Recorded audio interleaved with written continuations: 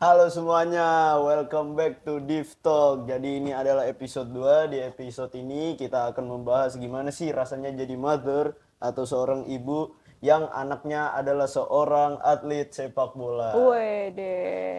Di sini kita sudah kedatangan bintang tamu yaitu seorang ibu yang juga seorang entrepreneur dan anaknya adalah atlet sepak bola yang sedang Waduh, waduh. bermain di Jepang. Weh. Siapakah dia? Beliau adalah Tante Tante Riri. Riri. Yeay. Hi everyone.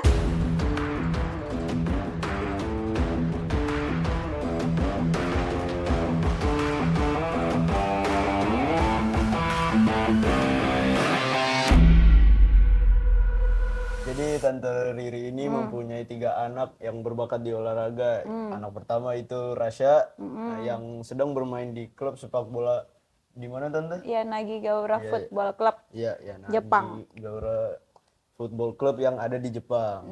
Yang Di kedua, Oita. ya, yang kedua ada Resya, yaitu menekuni olahraga basket, Sama lagi jadi kiper. kiper. Terus Dan yang terakhir ada Ruisya. Terakhir ini bermain di klub sepak bola terbesar di Jakarta yaitu Asiop Football Club. ya, Nah, aku boleh tanya-tanya dulu ya, Tan. boleh banget. Kapan sih, Tan, Tante menyadari kalau anak-anak Tante mempunyai bakat di bidang olahraga Dari kecil umur 3 tahun. dari kecil Dari umur 3? kecil waktu mereka sekolah dulu. Oh, iya. Boleh diceritakan nggak, Tan? Pengalaman menarik jadi soccer mom itu apa sih, Tan? Wah, banyak. Jadi kalau jadi soccer mom itu pertama yang harus disiapkan mental orang tuanya ternyata harus lebih kuat daripada anaknya. Kenapa? Karena nggak cuman happy aja, karena ternyata menghadapi anak-anak saat lagi gagal, saat lagi kecewa, saat lagi menerima kekalahan. Nah, itu tuh harus justru orang tua yang ada di garda depan untuk mensupport dan membesarkan hati, dan itu nggak mudah karena pasti orang tua ingin semuanya anaknya happy terus, nyaman terus. Nah, itu nggak mungkin karena sifatnya kan adalah tim, bawa nama klub gitu. Itu sih challenge dan tantangan yang paling besar gitu. Iya, iya. Nah, Tan, kan pasti ada kendala dan kesulitannya yang dihadapi sebagai soccer mom. Apalagi kan Tante juga ada 2 anak yang berbakat nih di sepak bola. Apa kendala terbesar Tante sebagai soccer mom? Pertama, membagi waktu udah pasti.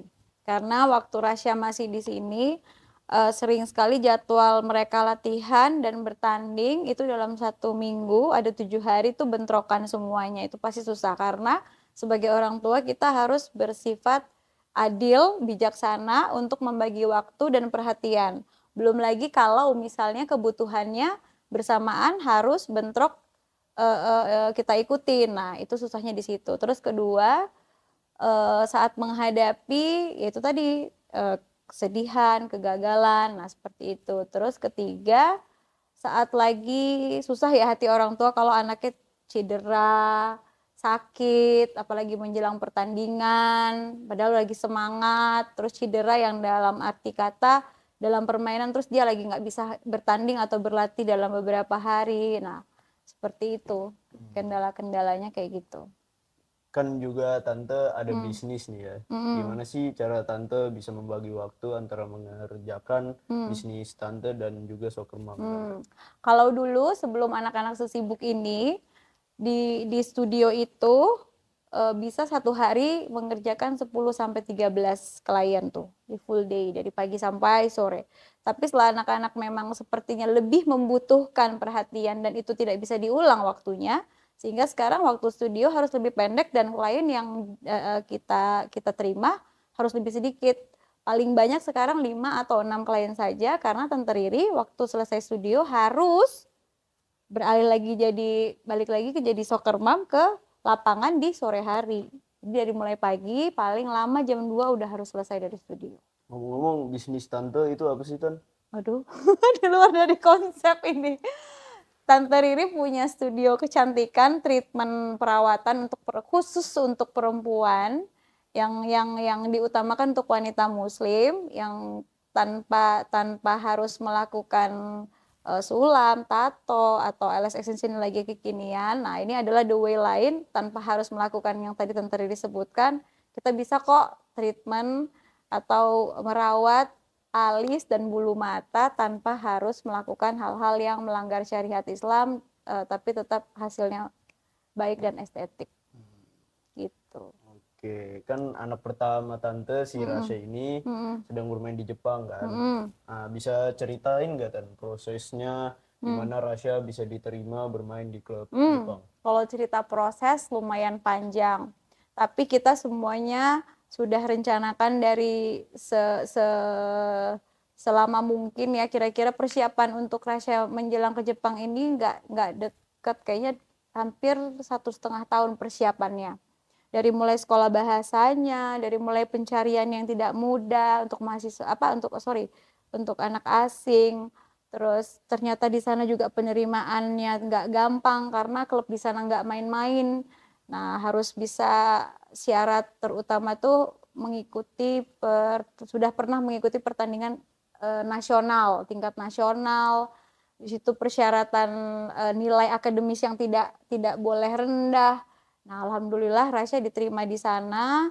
Yang ini Rasya pilih juga Diana Gigaura Owita, dan alhamdulillah dapat kabar baik kemarin Rasya dapat kemudahan beasiswa 1 tahun gratis, nggak bayar uang sekolah gitu. Wah, luar biasa banget ya Tan bakatnya Rasya sampai bisa diterima di Jepang gitu. Alhamdulillah. Nah, kalau untuk kesulitan yang dihadapin oleh Rasya yang harus hidup sendiri di Jepang itu apa Tan? Paling utama sebagai orang tua pasti merasa kita nggak pernah berjauhan tapi tiba-tiba harus berjauhan dan Rasya harus survive sendiri. Tapi tantangan yang paling Tante Riri tahu adalah kendala di bahasa. Gimana sekolah bola di Jepang itu syarat utamanya memang harus fasih dan ada persyaratan khusus itu kalau nggak salah N4 apa N3 yang harus diikuti supaya mengikuti dengan standar Jepang di sana gitu. Jadi kendala utamanya itu. Tapi Rasya harus mengikuti prosedur itu karena tanpa itu Rasya tidak bisa diterima dengan baik di klub bolanya. Jadi sekarang Rasya sedang beradaptasi soal bahasa sambil berjalan mengikuti prosedur latihan sebagai anak baru kelas 1 di sana. Gitu. Kan pastinya ya, Tante itu kangen dengan Rasya. Oh banget. Nah, cara melepas kangen dengan Rasya gimana Tan? Tiap hari Tante Riri terus terang adaptasi di waktu jam karena jam di sana tuh kan 2 jam lebih lama ya, lebih cepat daripada di sini. Jadi sampai hampir udah 2 bulanan Rasya di sana, Tante Riri tetap bangun lebih pagi daripada biasanya. Kenapa? Karena selalu nggak pernah meninggalkan hal-hal yang sering terjadi di sini. Contohnya kayak mau pergi sekolah tetap pamitan. Rasya pulang dari sekolah dan mau latihan tetap ngabarin. Nah, terus abis itu makan tetap Tante Riri pantau udah makan belum Bang, seperti itu. Terus nanti mau tidur pun Rasya terbiasa dengan Abang tidur dulu ya. Jadi momen-momen itu nggak pernah dihilangkan sampai sejauh ini. Dan yang paling penting kayak tadi malam tuh ketemu waktunya kan susah nih karena Rasya sibuk banget. Kita video call bisa sampai berapa lama gitu ya udah, tapi nggak sesering itu karena takut Rasya terganggu. Itu sih. Yuk kalau nggak kita video call Rasya aja gimana? Ayo. Ya udah kita call Rasya ya. Oke. Dah, Dio mau tanya sama Rasya, tanya aja. Oke, jadi ini Rasya itu temenku, satu timku dulu yang sekarang sekolah bola di Jepang di tim Yanagi Gaura Football Club. Football Club. Jadi kita langsung aja tanya-tanya ke Rasya kalau kalian kepo dengan kehidupan Rasya sekarang di Jepang. Oke, jadi pertama Sya, bagaimana Rasya sekolah bola di sana Sya? Ya senang bisa main bola di sini dan juga banyak belajar bola di sini karena bisa banyak belajar di tim bola di Jepang yang lumayan bagus. Banyak belajar lah pokoknya tentang bola di sini. Ya.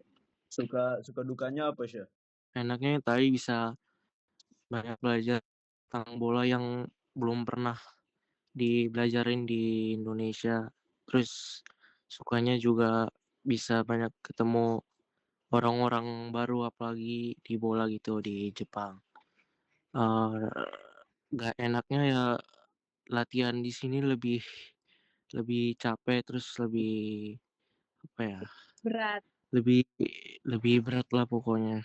Nah, Syah, bedanya Indo sama Jepang latihan bolanya apa, Syah? Kalau ditanya itu masih, banyak banget mungkin nggak bisa, apa ya, dijelasin banyak, tapi kalau di sini lebih maju lah pokoknya di sini, karena di sini beda di Indonesia lah, latihan bolanya di pasir gitu, jadi lebih berat. Standarnya beda kali ya. Nah, Syah, homesick gak, Syah? Kangen rumah gak, Syah? Kalau selama ini belum ada sih, belum ada. Belum ya. Belum kangen. Ya udah, terakhir deh, Syah, buat Rasya, pesan-pesan Rasya buat teman-teman yang mau sekolah bola di luar, apa, Syah? Ya, kalau mau sekolah di luar harus siap-siap dulu aja, banyak persiapan dulu gitu, karena nggak segampang yang dipikirin gitu. Terus Udah. udah. Nah, Tante, harapan Tante buat Rasya sekarang apa, Tante? Harapannya sekarang bisa tetap semangat, terus bisa mengikuti yang kata Rasya susah untuk standar di sana tuh nggak semudah itu. Dan pasti tujuan akhirnya bisa tercapai cita-cita seperti yang Rasya inginkan. Amin. Gembate. Nggak nangis, nggak nangis. Oke, thank you Dah. ya, Syah. Semangat ya, Syah. Iya. Dadah. Dah. Bye. Wah, ternyata banyak juga ya pengorbanan yang harus dilakukan untuk menyalurkan bakat anak. Terima kasih ya Tante Riri atas waktunya. Semoga Oke. Tante juga diberi kekuatan dan kesehatan untuk menjadi Fighting. yang terbaik bagi anak-anak Tante. Amin. Makasih Diwa udah menyempatkan waktunya untuk datang dan bertanya. Diwa semangat juga, sukses juga, terus dapat nilai baik podcastnya. Yeay, thank you. Oke, makasih Tante. Dan Ya. juga terima kasih semuanya. Sekian episode 2 ini. Kita ketemu lagi di episode selanjutnya. Saya Diwa and this is Div Talk out. Dah.